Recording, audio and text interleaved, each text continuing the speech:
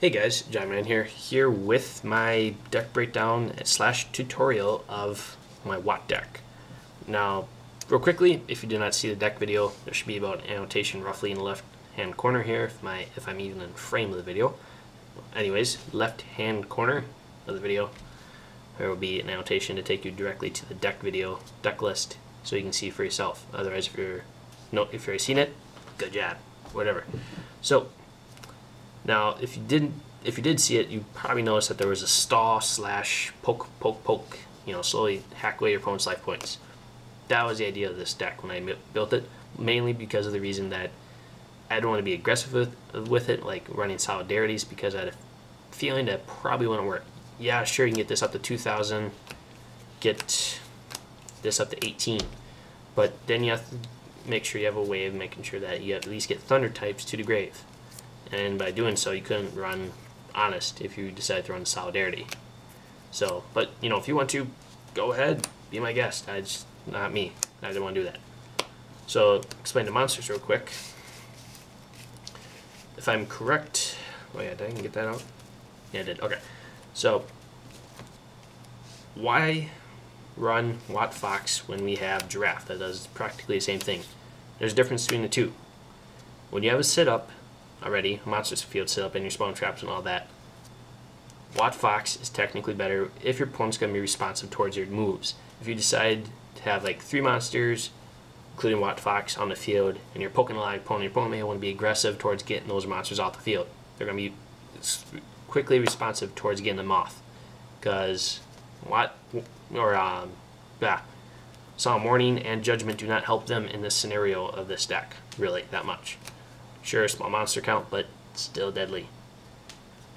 Now, the reason why those cards are deadly to them is because you're ignoring their monsters by attacking directly.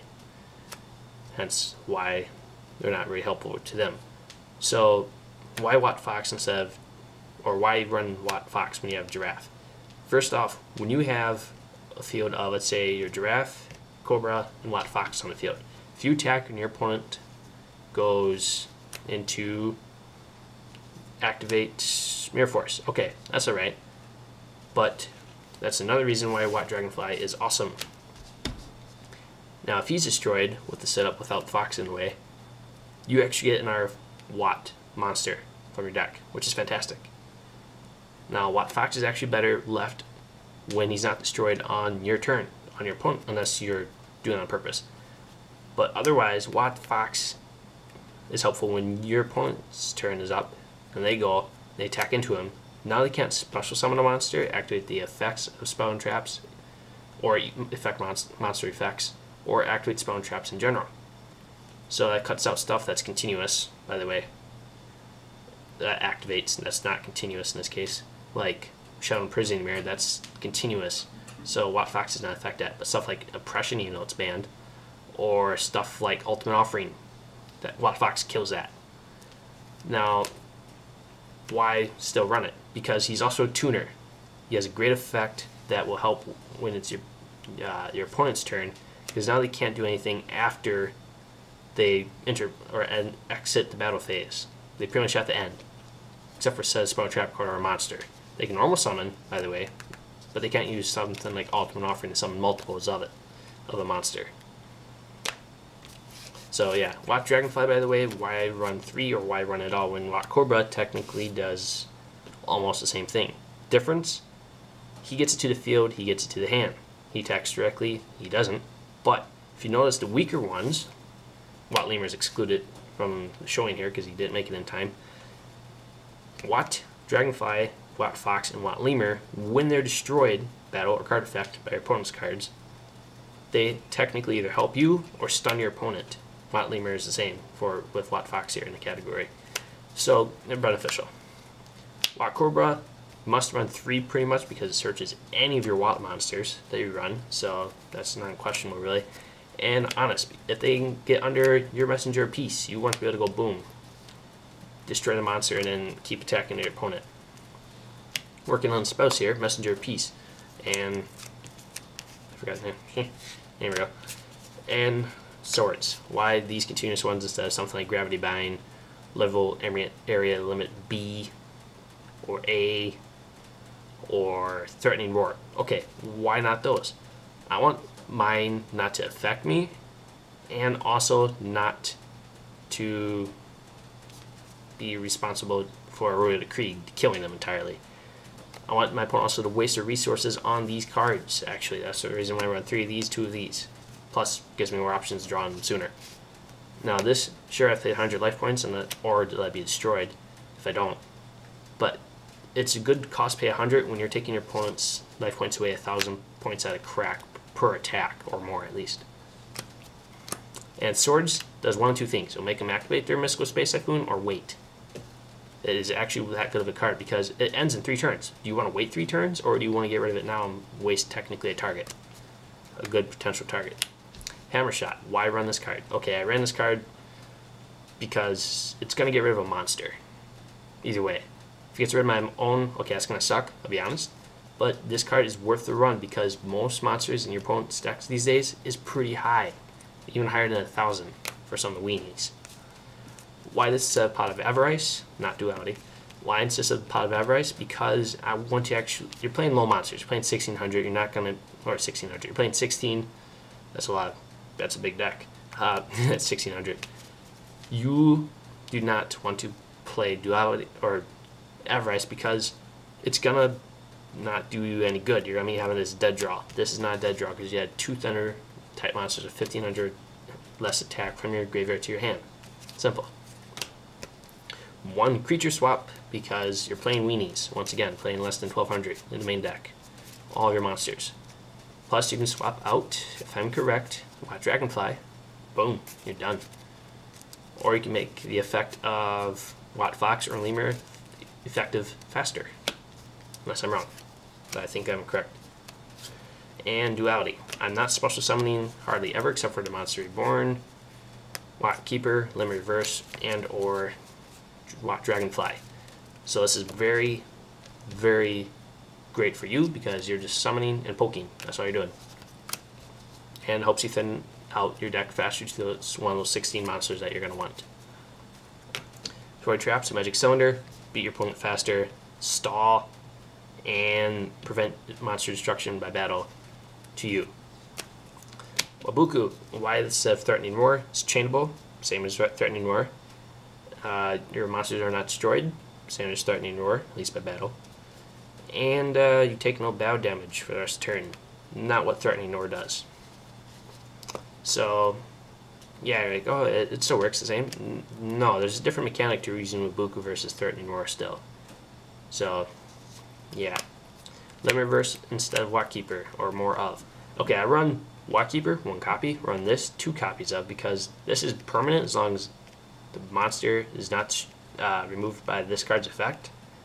This is only till the end of the turn.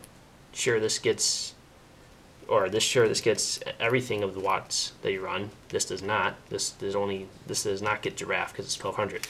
But whoop-de-doo, I'd rather have something that's more permanent. And finally, Goes a Match. You're playing all light monsters in the main decks. Hence the reason why we're running Honest. Makes it more effective.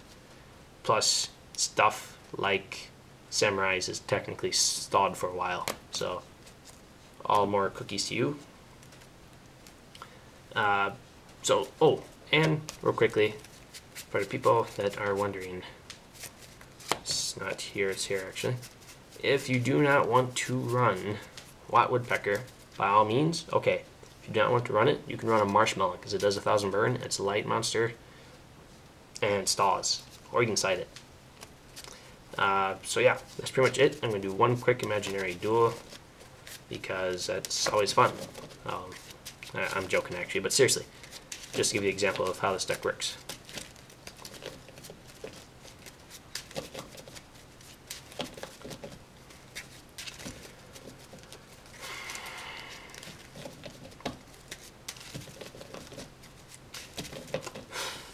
And once again, if you have seen the deck list video, you may have saw that I did not run Torrential Tribute or Dark Hole.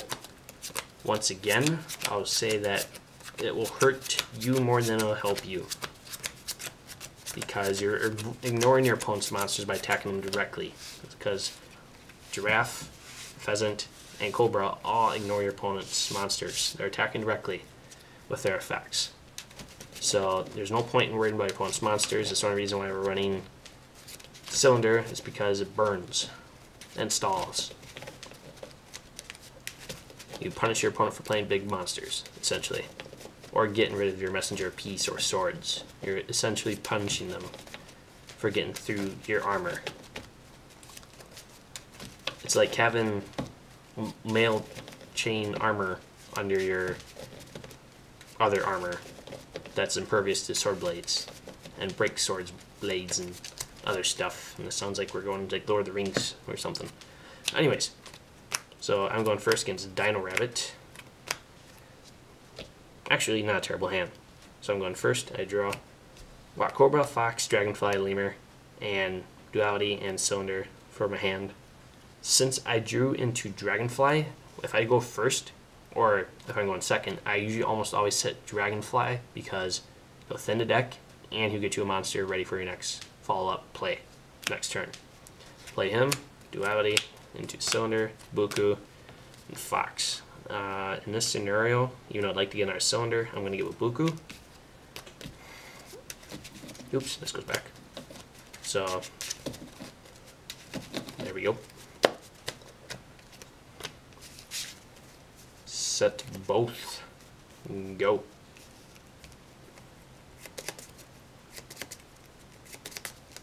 Alright, so he summons Tour Guide, goes in Tour Guide. Dino decks play that.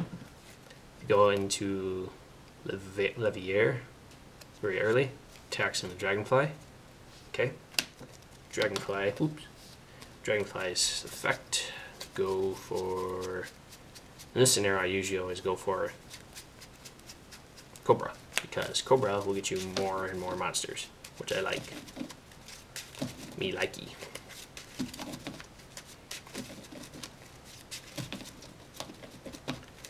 Okay, he sets 2. My turn. Draw 2 Mystical Space Typhoon. Alright, summon Cobra. Chains warning. Okay, now he's down 2,000. Mystical Space the other one since he set 2. Cobra will attack. Bum bum bum bum bum. Getting our Cobra. So now he's down to 5,000, or he's lost 3,000. If you want to keep track, go ahead, be my guest. Alright, and then he goes, gets a rabbit, summons, gets the one that negates spell and traps. I think it's Doka, maybe wrong. Uses Levier, puts rabbit back, and gets the monster effect negating one. He attempts to attack with Levier. Like Wabuku, he negates. So he has no more spell and trap negations. Cobra is destroyed. Attacks with the one that negated. I think it's Doka. I may be wrong because I honestly don't remember right now. Magic Cylinder. Boom. 2,500. So now he's down 5,500, or he's down to 25 right now. Attacks with the other one, and it's my turn. Ooh. Okay, so I have here Watt Lemur, Watt Fox, and Cobra. Now summon Cobra. Since his effect does not activate, he cannot negate until battle damage is inflicted in this case with Watt Cobra. So attack, he's down, yeah, he's now down to 1,500. Its effect activates. And I'm not for sure, I think it's during a damage step, Cobra's effect activates. It's like Reaper. Let's say it does. Let's say he negates it. Or no, wait. Let's say he just doesn't negate it. Go in Giraffe, since I have no more Cobra as a search.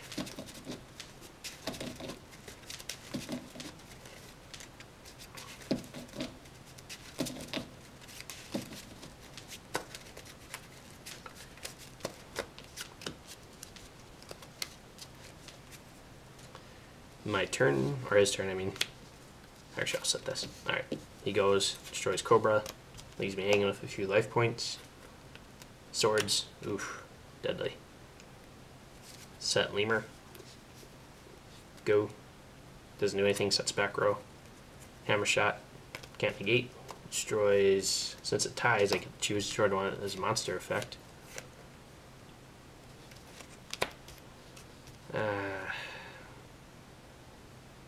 Summon Giraffe, attack, he has 300 left. My turn. Creature swap, Watt Fox. This is why this is awesome. Attack for game. So that is a theoretical duel. If I would lost, whatever, you know, whatever. It's an example of showing how the deck works. Once again, it's fun. That's the point.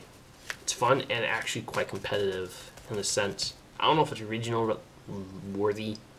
I wouldn't say exactly if it is right now, but it is certainly local, fun, and worthy, depending on your locals. If it's very highly competitive, maybe take your best deck.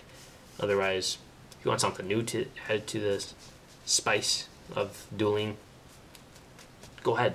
This deck is quite fun, I'll admit. It is quite fun, and it's surprisingly effective. Really surprisingly effective with the whole stall element. And at the small monster count, the deck seems to work very fine. So that's pretty much it, guys. And Watt Hydra is the boss. Peace out.